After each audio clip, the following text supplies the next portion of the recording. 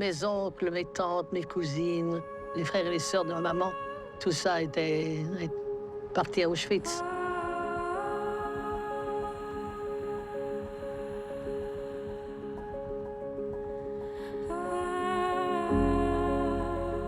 Un Juif sur 3, à partir du milieu des années 50, est un survivant de l'Holocauste. C'est ça qui est unique.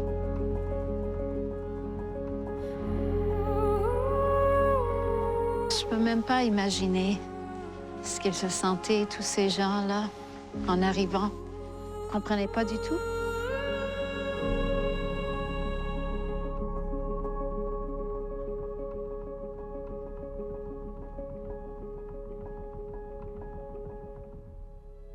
Au sortir de la Deuxième Guerre mondiale, 6 millions de Juifs ont péri aux mains des Allemands et d'une terrible répression. Ceux qui restent entament une difficile reconstruction. Pour beaucoup, c'est l'exil. 20 000 d'entre eux choisiront Montréal et le Québec, comme Muguette Myers, qui donne chaque semaine des conférences sur son expérience au Musée de l'Holocauste. Le reste de la famille n'existait plus pour nous. Mes oncles, mes tantes, mes cousines, tout ça, les frères et les sœurs de maman, tout ça était parti à Auschwitz. Maman avait 2 frères en Amérique. Ils étaient en Amérique, mais où en Amérique? Finalement, un jour, ma grand-mère paternelle a eu un manteau qui appartenait à ma grand-mère maternelle. Et elle a ouvert les ourlets. Et dans les ourlets, elle a trouvé 2 lettres des frères de maman avec les adresses de retour. Donc, maman savait qu'ils étaient au Canada. Et c'est eux qui se sont mis ensemble, les 2 frères, avec une tante de Brantford qui avait des moyens, qui nous ont envoyé des billets d'avion pour le Canada.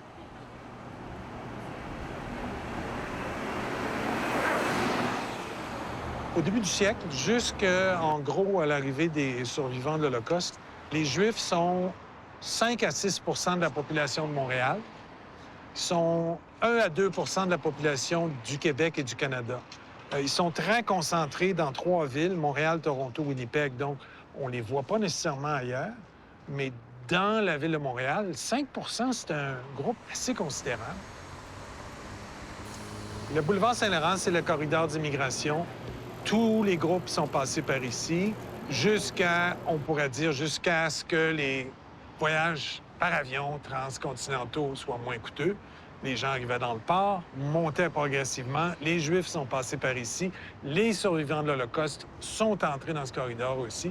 Et ils entrent dans un monde qui va les porter vers une situation meilleure, un progrès socio-économique pour eux, leur famille, leur communauté. Alors, ils sont très gagnants. Ils ne prennent pas de temps à réaliser que c'est un espace où ils peuvent s'épanouir, autant sur le plan de l'éducation, sur le plan de la richesse, sur le plan de l'accès à une liberté assez répandue.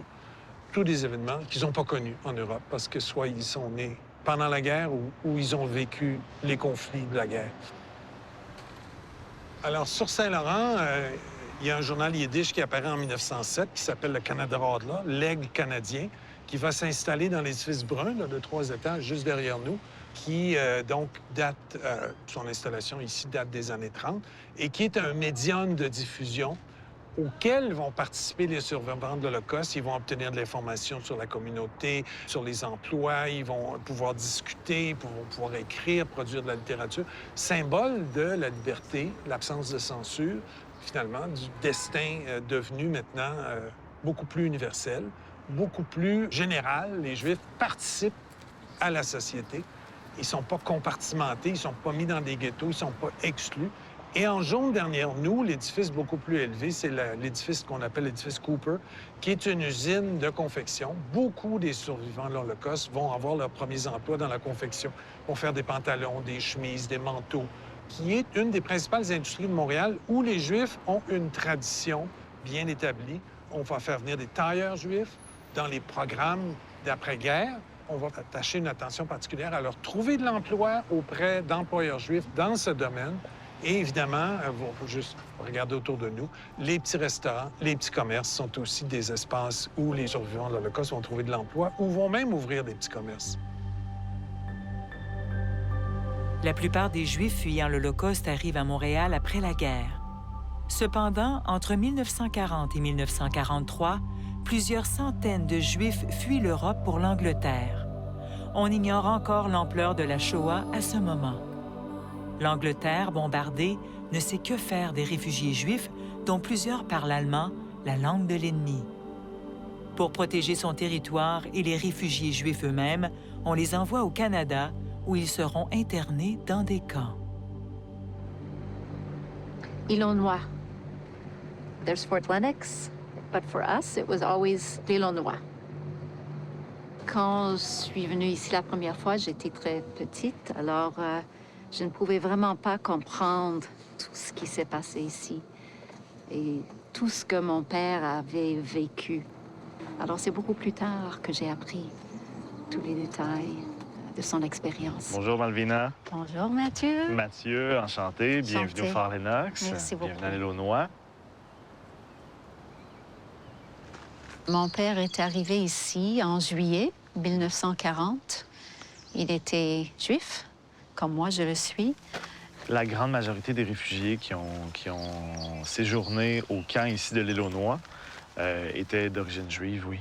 Environ 240, là, aux alentours de 240 réfugiés qui ont vécu ici dans la durée, en fait, du camp de l'Illinois, donc de 1940 à 1943. Puis il faut dire qu'il y a eu plusieurs camps un peu partout au Québec, mais celui-ci était l'un d'entre eux, là, oui. Au début des années 1940, 9 camps comme celui de Saint-Paul de l'Illinois emprisonnent des Juifs d'Europe en fuite devant le régime de terreur nazi. 2 d'entre eux sont situés en Ontario, un au Nouveau-Brunswick et les 6 autres au Québec, notamment à Farnham, Sherbrooke et Trois-Rivières.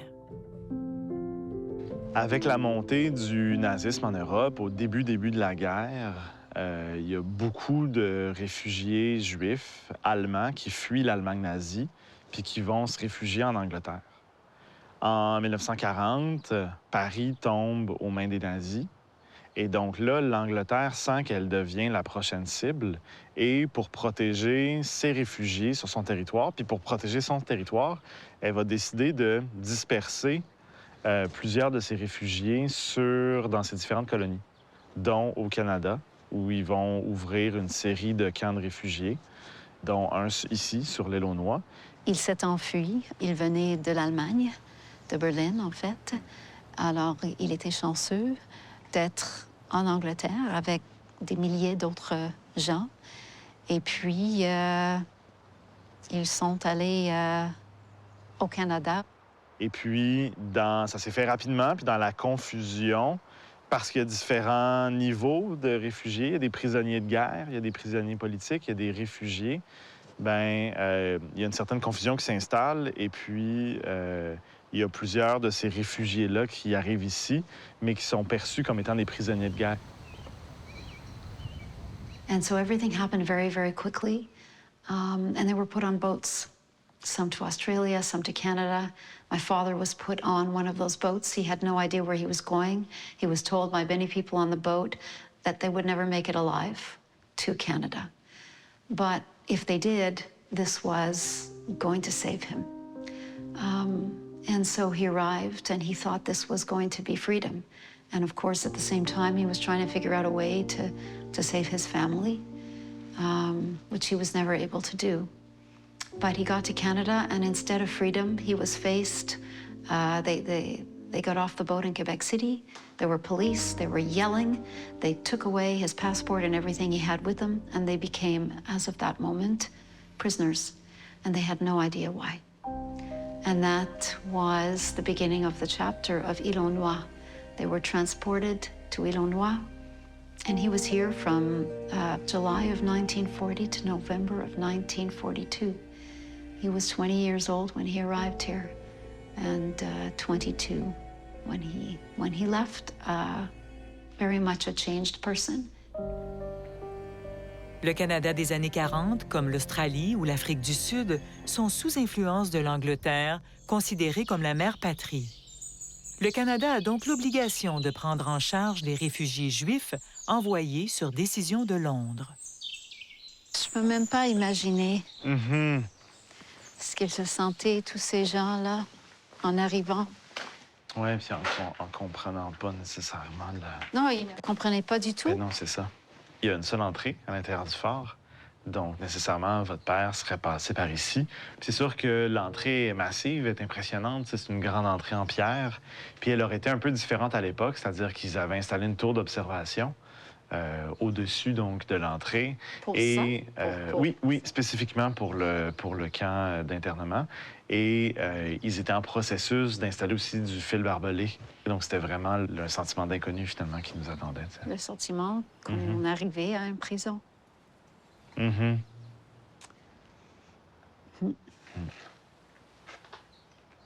Horrible. Absolument horrible. C'est difficile à imaginer, encore une fois, ce qu'ils sentaient, ce que tous ces gens sentaient quand ils arrivaient ici. Après tout ce qu'ils avaient déjà vécu en Europe. Oui, après avoir fui la guerre, avoir trouvé refuge en Angleterre, puis finalement arriver ici dans un contexte qui est désorganisé, qui est confus, c'est sûr que le sentiment de peur devait, j'imagine, être présent. T'sais. Est-ce que c'est quelque chose dont votre père vous parlait un peu ou... Pas vraiment. Pas vraiment. C'était difficile de parler de tout ça.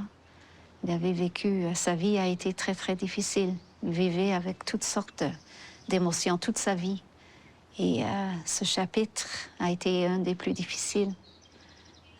Pendant qu'il ne savait pas ce qui s'est passé avec ses parents, sa famille, il était en prison, en plus. Alors, oui, c'était difficile d'en parler.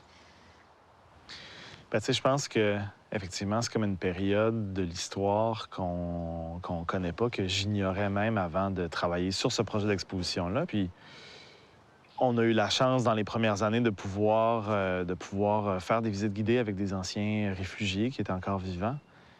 Et c'est comme une réalité, pour moi, qui a toujours été très lointaine, là, la réalité de la Deuxième Guerre mondiale. On l'apprend à l'école, mais c'est comme très, très loin de nous. Puis là, de réaliser qu'il y a vraiment une réalité où il y a un aspect de cette histoire-là qui est très près de nous, à 1 heure de Montréal, puis un petit peu partout au Québec avec les différents camps.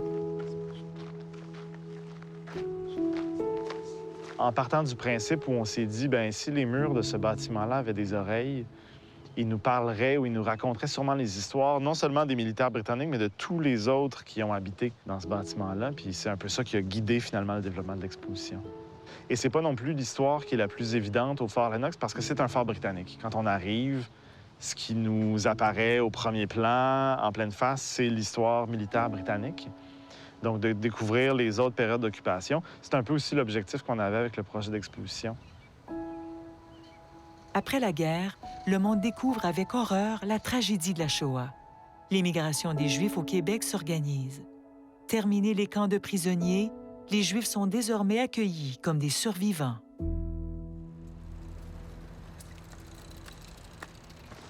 Ici, on est au parc Jeanne-Mance, donc au pied du Mont-Royal. On voit très bien le Mont-Royal d'où on est. Et on est à la partie la plus à l'ouest du plateau Mont-Royal. On est sur le bord de l'avenue de l'Esplanade. Et c'est ici que les survivants de l'Holocauste sont arrivés à Montréal à la fin des années 40. Ils arrivent au plus tôt en 47, 48 la plupart, et jusqu'à vers 51. Ils prennent un traversier transatlantique, évidemment. La traversée transatlantique, c'est quelque chose de très nouveau pour eux autres. Ils arrivent à Halifax. Le gouvernement canadien les traite comme réfugiés, les identifie, leur donne le droit de résidence, prennent le train jusqu'à Montréal ou Toronto. On calcule en gros pour les années de 47, le début de l'immigration des survivants, jusqu'à 51, on calcule autour de 40 000 immigrants juifs qui sont pas tous des survivants de l'Holocauste ou pas tous au même titre. La moitié, en gros, vient à Montréal, peut-être un peu plus, mais arrondissons autour de 20 000. 20 000 sur une communauté qui comptait autour de 60 000, c'est tout près du tiers. Un Juif sur 3, à partir du milieu des années 50, est un survivant de l'Holocauste. C'est ça qui est unique. C'est ce quartier-là qui était déjà un quartier juif avant la guerre, qui était un quartier juif depuis une vingtaine d'années, qui avait des institutions, des synagogues, des lieux de prière, des espaces culturels, des lieux de rencontre. Alors, ils se sont retrouvés ici, en quelque sorte, dû au fait que la communauté juive les accueillait et donc, ils ont été regroupés ici. Nous arrivons en 1947 au Canada, à Montréal, et maman voulait m'inscrire dans une école française. Seulement, à l'époque, les écoles françaises étaient tenues par des religieuses. La religieuse a demandé à maman, est-ce que vous êtes chrétien? Maman dit non, nous sommes juifs. Ah, bon, si vous êtes juif, il faut que vous payiez tant par mois. Maman n'avait pas les moyens. Et je suis allée dans une école protestante, une école commerciale, ne comprenant pas un mot de ce qu'ils disaient. Il y avait deux filles devant moi, une fille devant moi et une fille à côté qui parlait un peu le yiddish. Alors, chaque fois que la maîtresse disait quelque chose, je les poussais comme ça. Qu'est-ce qu'elle a dit? En yiddish. Qu'est-ce qu'elle a dit? Qu'est-ce qu'elle a dit? On demeurait sur la rue Clark et il y avait un petit un dépanneur, pas loin de chez nous. Alors, maman est allée et le monsieur dit, oh, vous êtes nouvelle arrivée, dans quelle paroisse? Maman dit, je suis pas une paroisse, je suis juive. Ah, il dit, non, vous n'êtes pas juive, vous parlez français. Maman dit, si, nous sommes juifs. Alors, vous êtes une juive dénaturée, qui lui a dit. Le rapport des Juifs au Canada français, c'est un rapport à distance.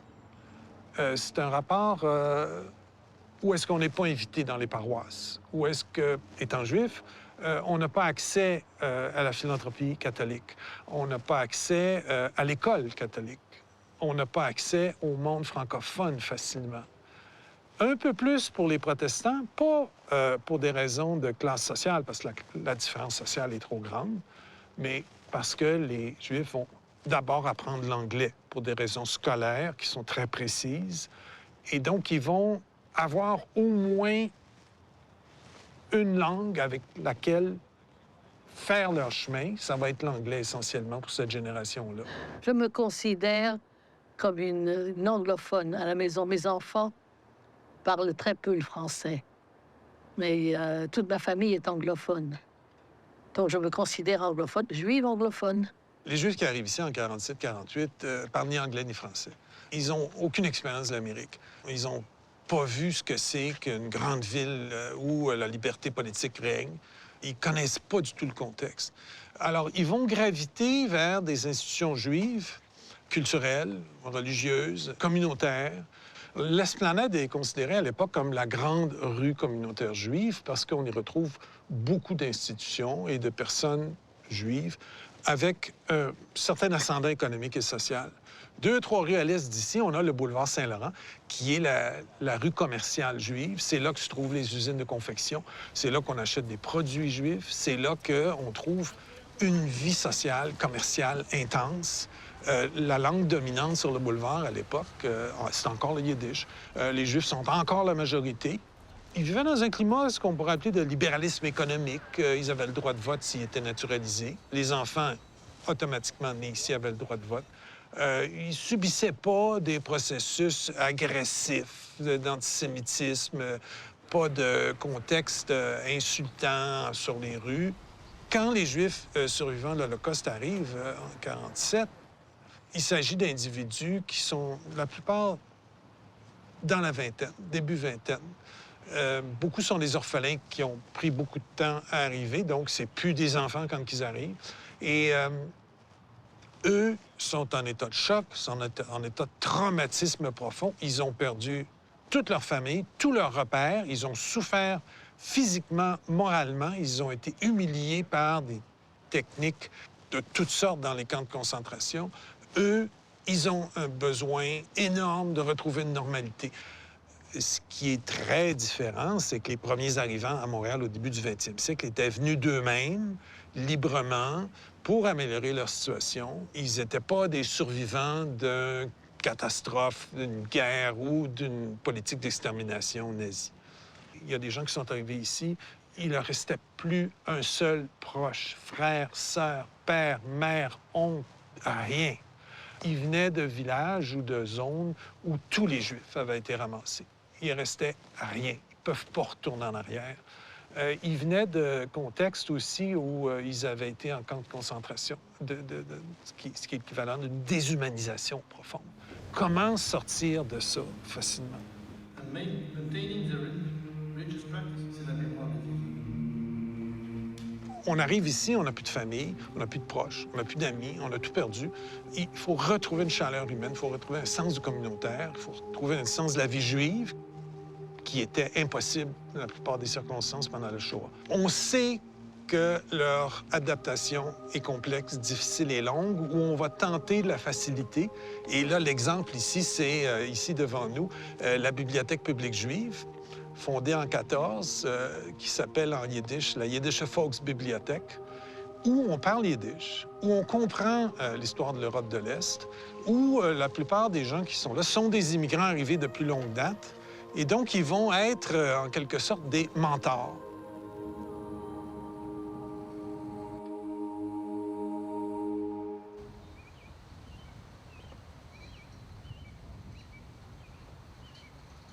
He was wearing a prisoner of war uniform with a red circle. It was horrible. He was afraid. He had no idea what the next few years were going to hold. He didn't know if it was going to be a few days, a few months, a few years. And the first period of the stay here at Illinois was particularly difficult for them because they were prisoners. There were guards here 24/7. There were so many things they could not do. They couldn't even celebrate the holidays, the Jewish holidays at the beginning. So they arrived here. There were no sanitary facilities. They were all put, you know, in this barrack with these beds, one on top of another, close to each other. So his experience at the beginning was terrible, and it marked him forever. Living through even this at Illinois for 2.5 years, you're alone. You don't know what happened to your family. You're not able to help your family. You have barbed wire all around you. Ce sont des victimes du totalitarisme, donc au sens pur. Donc, ils sont victimes de la guerre et même rendus ici, encore une fois, victimes de la confusion puis du climat de confusion qui règne, en fait, à l'état mondial. Ouais. Ce qui fait que leur statut est mal compris pendant presque 1 an. Et ce que je lis ici est très pertinent. T'es-tu parfois Oui. senti exclu? Et C'est quelque chose qu'on a mis un peu partout dans l'exposition. C'est des petites capsules qui s'adressent surtout aux familles, aux enfants, pour des fois aider les parents à parler de thèmes plus difficiles ou d'histoires plus difficiles avec leurs enfants.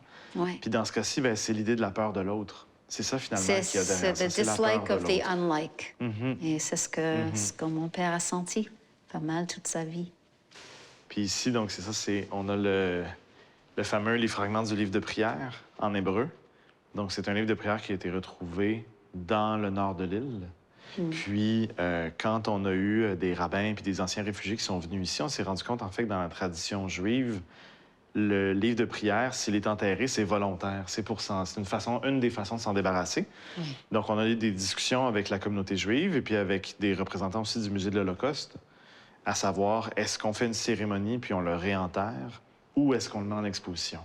Puis la conclusion ou la recommandation qu'ils ont émise, c'est de se dire, c'est plus important pour nous si le livre ou les fragments sont mis en valeur et servent à raconter une histoire, plutôt que d'être, oui, réinhumés, réenterrés, mais qu'ils soient invisibles, si on veut, pour les visiteurs. Ouais. Et au début aussi, ils n'avaient pas le droit d'utiliser les livres de prière non plus. Hein?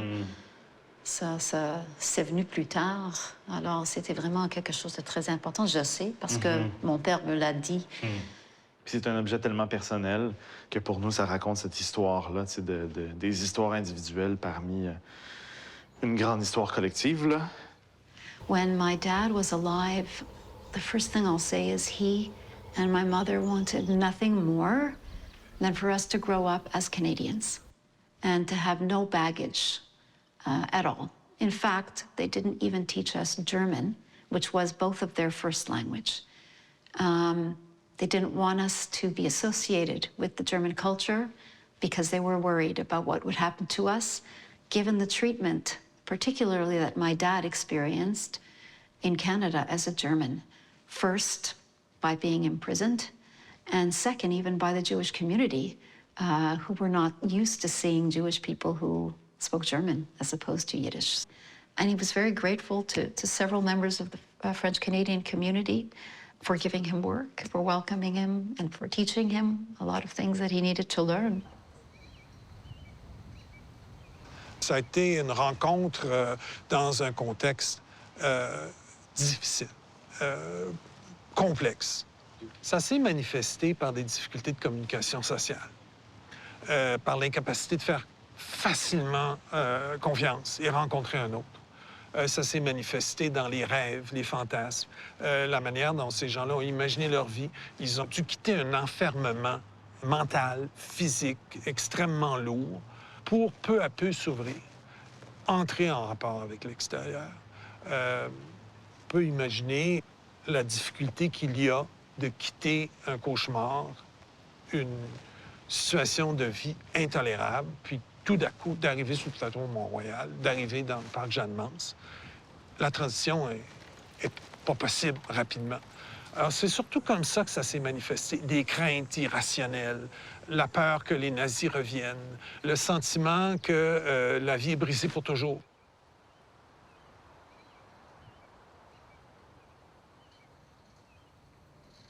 But at the same time, he lived. He was able to live, and he was able to become a citizen of Canada, and he had a beautiful life after that. He made some of his best friends here, so it wasn't only a sad story for him also, it was also a beginning of another life. It was his wish for us that we had a normal childhood. And it's a heavy, it's baggage to carry, so he got his wish. And so no, I don't regret it, but I'm happy that this chapter of Canadian history is now being told, because it's an important one and it has been largely ignored. To know that he spent a few years of his life here was hard to see.